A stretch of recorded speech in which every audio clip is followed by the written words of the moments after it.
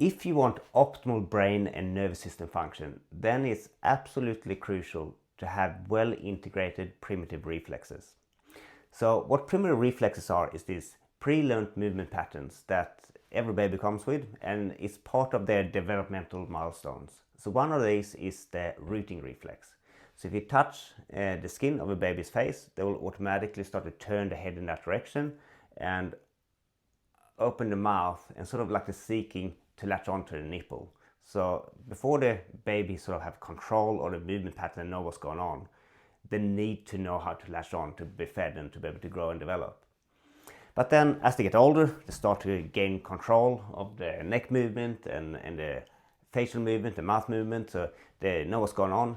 And by about 6 months, this rooting reflex should integrate and disappear, which means that higher brain centers are now developed enough that they can suppress that primitive reflex which lives in the brainstem and voluntarily control all those movements. But sometimes those high brain centers might not mature the way they're supposed to. So you get a bit of a lingering of this reflex, and it can interfere with other development. So for example, with a rooting reflex, it's very common that those babies still have more of a forward tongue position. So part of this, they tend to, as they open the mouth, reach forward with the tongue, so that tendency for the tongue to be forward can persist. So it can lead to excessive drooling, makes it harder to articulate and speak clearly. It can push on the teeth, so teeth develop that buck teeth forward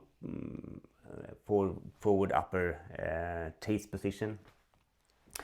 It can increase sensitivity because the tongue is forward, so the person can be picky eater, don't like certain textures, or there can be extra sensory seeking around the mouth, so keep biting the fingernails or chewing on pens and that sort of thing. So you can see how this is causing issues. So to get this reflex to integrate as an adult, you can do that with various exercises. So we're going to run through them. So basically I've designed 3 different exercises. The first one is just to make your nervous system aware of this reflex being there. The second one, you start to modify that reflex, so more voluntary control the facial movements while the reflex is stimulated. And finally, with the last level, we will suppress it. So we do the stimulation but do the opposite to what the reflex dictates. So for the first one, to just stimulate it, all this we sort of designed to happen while you're in the bathroom. So as part of your morning evening routine, you can easily do this. So with the first one, I have a shower head here. So as the shower turns on, you can spray it onto your face to get lots of that sensory stimulation around the mouth. To make it more of a fitness exercise, to get more out of that time that you spend working on this reflex, you can stand on one leg, and because of hitting the face, you're probably going to have to close your eyes, which makes that balance that little bit harder. You need to do these reflexes frequently, so once or twice a day at least. So going into the shower can be that trigger that reminds you to do it. Next one along, I'm going to use toothbrush, so you can just stimulate the face and make like cat whiskers. You start out from the side, go out in towards the lips, and while you do that, look at yourself in the bathroom mirror. And if the stimulation comes from that side, the baby would turn the head and open the mouth in that direction. So we're going to do the same, but make a silly face of it. So it's not just that automatic facial expression, it's just very slow and delayed movement. So you're suppressing the reflex and programming it into conscious control. So if I do it here, so delayed. You can make it a bit funny.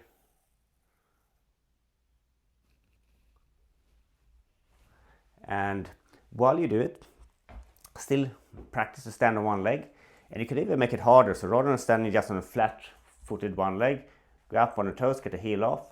And that makes that balance a bit harder.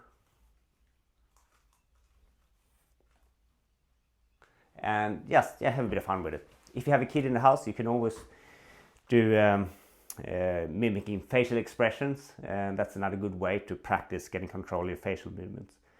Sometimes these developmental delays can be associated with things like autism and that sort of thing, so then it's good to practice on those facial control and facial expressions as well. Next up, we're going to grab a towel, which you might have in the bathroom, or you can use a ball like what I'm having here. I'm going to pop this behind my head and lean into the wall, so working my neck stabilizing muscles. Good if you have neck issues, to make your neck stronger, so you'll have less issues with your neck and shoulders. And then once again, we're going to do that stimulation of the face, sort of replicating that nipple going towards the mouth. Can turn the electric toothbrush on to get the stronger stimulation as well. So.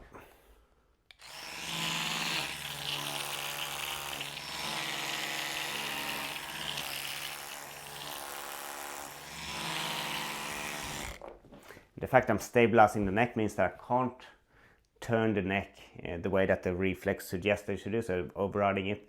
And as we stabilize the neck, you automatically will stabilize your jaw as well. They tend to work synergistically together. You can do it sideways as well.